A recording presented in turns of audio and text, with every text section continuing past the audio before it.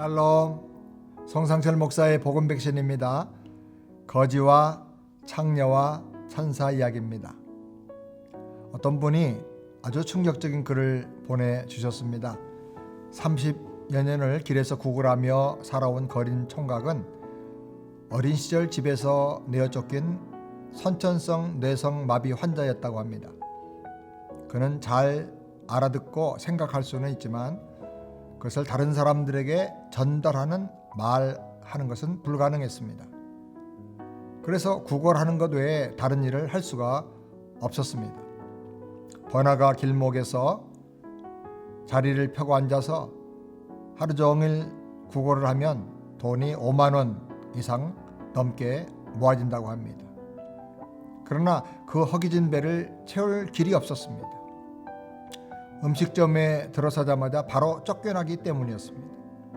돈을 내고 밥을 먹겠다고 해도 식당에서는 그에게 음식을 팔지 않았습니다.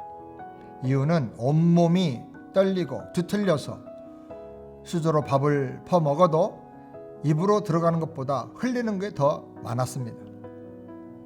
식당을 더럽히고 손님들에게 거부감을 준다는 이유로 그는 문전박대 당해서 정말 서럽고 배고픈 인생을 살 수밖에 없었습니다.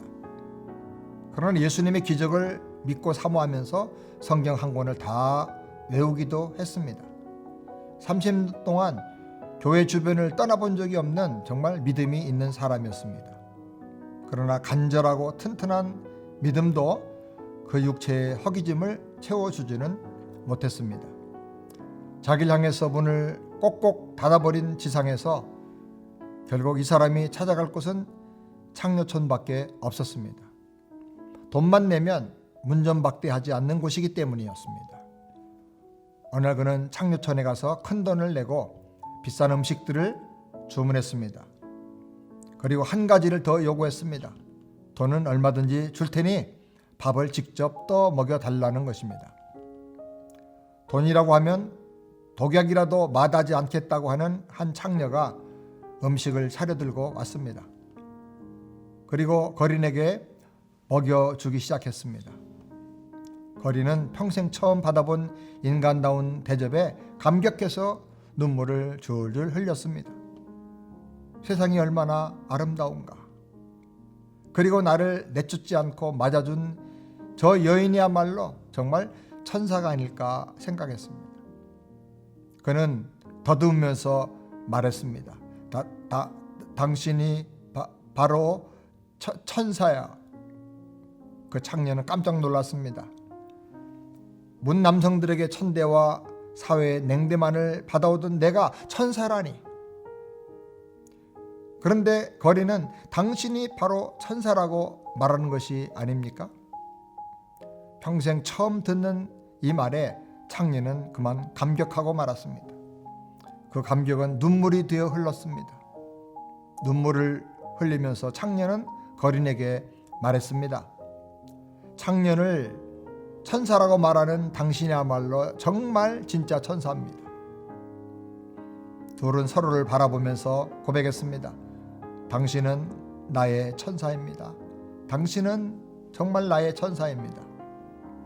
그리고 두 사람은 서로 마음을 통하게 되고 사랑하게 되고 결혼식을 올리게 되었습니다. 사정을 하는 많은 축가객들이 축복해주고 격려해주는 가운데 아름다운 가정을 이루게 되었습니다. 그리고 두 사람은 아담한 가게를 오픈해서 지금도 장사하고 있다고 합니다. 거린은 이제 문전박대를 당하지도 않습니다. 매일 밥을 먹여주는 아내가 있습니다. 그래서 이 세상은 정말 천국이라고 찬양합니다. 창녀였던 그 아내도 이제는 갖은 수모를 당하지 않고도 살 수가 있습니다. 남성들을 저주하는 대신에 진심으로 한 남자를 사랑할 수 있어서 매일매일이 감사가 넘치는 천국이라고 기뻐합니다. 그들을 이토록 새롭게 만든 게 누굴까요? 거린을 구해준 것은 사회복지정책도 아니고 자선 단체도 아니고 교회도 아니었고 어떤 성직자나 교인도 아니었습니다. 바로 그 한 사람 창녀였습니다. 창녀를 구해준 것은 윤락방지법도 아니었습니다. 성직자도 아니었고 국가에서 내건 어떤 사회복지정책도 아니었고 상담자도 아니었습니다. 바로 그 거린 그 사람이었습니다. 극단적인 예지만 인생은 이렇게 서로 알아주고 칭찬해주고 감사하면서 할 때 천국이 되는 것입니다. 서로 미워하면서 살면 천금을 쌓아놓아도 지옥이 되는 것입니다. 누가복음 17장 20절 21절에 바리새인들이 하나님의 나라가 어느 때에 임하나이까 묻거늘 예수께서 대답하여 가라사대 하나님의 나라는 볼 수 있게 임하는 것이 아니요 또 여기 있다 저기 있다고도 못하리니 하나님의 나라는 너희 안에 있느니라 하셨습니다. 우리는 우리 자신 한번 돌아봐야 하겠습니다. 혹시 내가 믿고 바라는 하나님의 나라가 바리새인들이 말했던 하나님의 나라와 같지는 않는가? 말만 하고 이름만 늘어놓고 책상에서만 말하고 현실에서는 누리지 못하는 그런 하나님의 나라가 혹시 아닌가? 하나님의 나라는 지금 여기서 누리기 시작해야 된다고 주님이 말씀합니다. 하나님의 나라는 말에 있지 않고 이론에 있지 않고 능력에 있고 우리 현실의 삶에 있다고 주님 말씀합니다. 이 하나님의 나라를 서로 사랑하면서 격려하면서 축복하면서 함께 누려나가는 우리 모두가 되기를 바랍니다. 기도하겠습니다. 하나님 아버지, 서로 사랑하면서 약한 부분을 감싸주고 이해해주면서 격려해주면서 감사함으로 우리가 하나님의 나라를 누려가게 해 주옵소서. 돈이 문제가 아니고 환경이 문제가 아니고 커다란 집이 문제가 아닙니다. 우리가 서로를 존중하고 사랑하고 품어주고 이해할 때 거기에 하나님의 나라가 임하는 줄을 믿습니다.